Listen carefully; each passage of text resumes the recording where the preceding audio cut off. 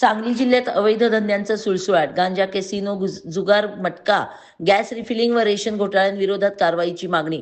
प्रशासनाचे दुर्लक्ष की संरक्षण? पुराव्यांसह पुढे येणार महावीर उर्फ तात्या कांबळे.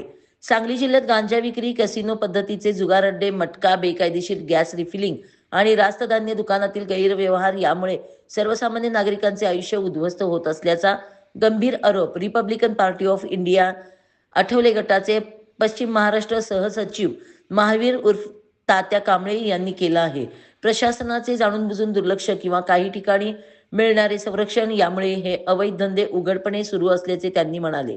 कांबळे म्हणाले की सांगली जिल्ह्यात कसिनो पद्धतीचे जुगार अड्डे आणि मटका व्यवसाय खुलेआम सुरू आहेत. यामुळे युवकांचे आयुष्य उद्ध्वस्त होत आहे. जुगारामुळे नशेखोरी वाढत आहे आणि नशेखोरीमुळे गुन्हेगारी, मारामारी आणि दिवसाढवळ्या हत्या अशा गंभीर घटना घडत आहेत. नागरिकांमध्ये भीतीचे वातावरण निर्माण झाले आहे. घरगुती गॅसच्या बेकायदेशीर रिफिलिंग बाबत त्यांनी तीव्र संताप व्यक्त केला. सामान्य नागरिकांना गॅससाठी महिनोन्महिने प्रतीक्षा करावी लागते, तर बेकायदेशीर रिफिलिंग करणाऱ्यांना गाड्यांनी सिलेंडर उपलब्ध करून दिले जात आहेत. अशा ठिकाणी कोणतीही सुरक्षा नियम पाळले जात नाहीत. त्यामुळे गॅस गळती आणि स्फोट होण्याच्या घटना घडतात, ज्यामध्ये निरपराध नागरिकांचा जीव धोक्यात येतो. अशा बेकायदेशीर रिफिलिंग केंद्रांमुळे कोणत्याही क्षणी मोठी दुर्घटना घडू शकते, असा इशारा त्यांनी दिला. रास्त धान्य दुकानातील गैरप्रकारांवर बोलताना ते म्हणाले की ज्यांना धान्याची खरी गरज आहे त्यांचे अर्ज वर्षानुवर्षे प्रलंबित ठेवले जातात.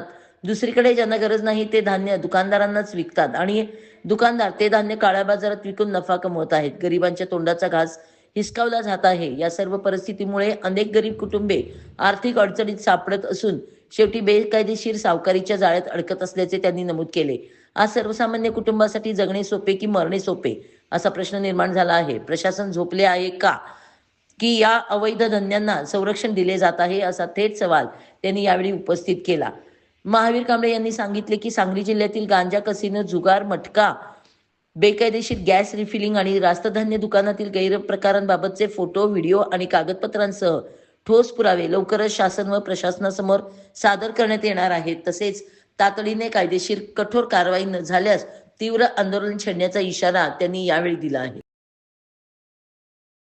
मी महावीर कांबळे, RPI पश्चिम महाराष्ट्र सहसचिव. विषय सांगली जिल्ह्यात बेकायदेशीर अवैध धंदे सुरू असलेल्याबाबत मी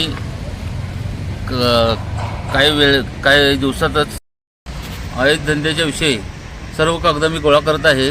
सगळे पुरावे माझ्याकडे आता गोळा करत आहे. पुरावे गोळा करायला पूर्ण झाल्यास ते प्रशासनासमोर किंवा जनतेसमोर मांडणार आहे. प्रशासन पूर्ण दुर्लक्ष आहे.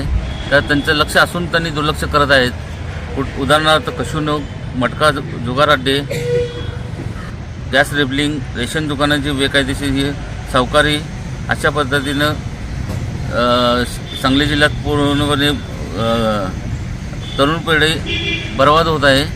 त्या बाबतीत मी लवकरच ह्याचा पंचनामा करून शासनाला निर्देशन देणार आहे. व्हिडिओवर फोटो सादर करून नसेल हे एवढं होऊन सुद्धा नाही बंद झाल्यास आंदोलन किंवा उपोषण करण्यात येणार.